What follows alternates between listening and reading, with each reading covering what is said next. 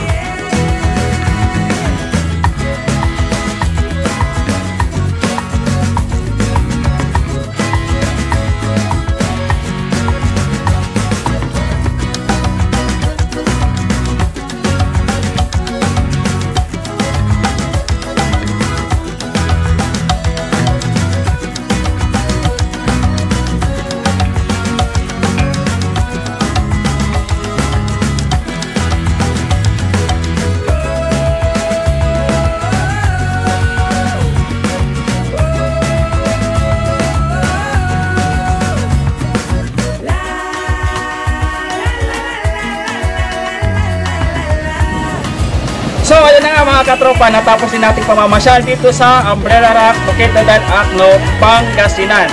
So, bago ako magpalang sa inyo, maraming salamat po sa ating mga viewers and subscribers. Sana hindi pa nakakapag-subscribe, please subscribe my YouTube channel. Yan po, Edmond Reyno, at pakit na rin po yung notification bell para updated tayo sa ating mga vlogs and videos. So, for the meantime, masanto siya agaw at si kayon, amin. Bye!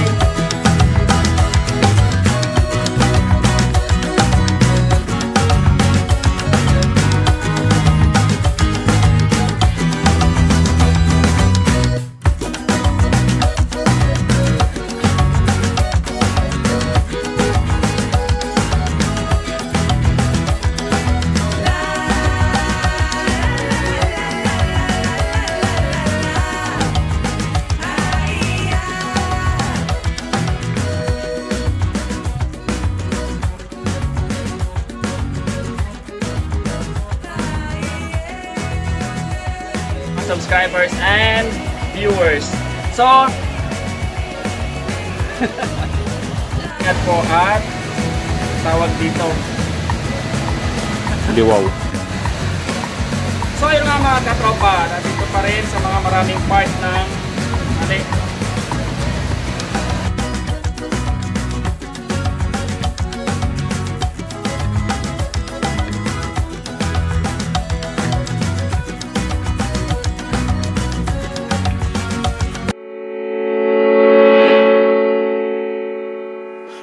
My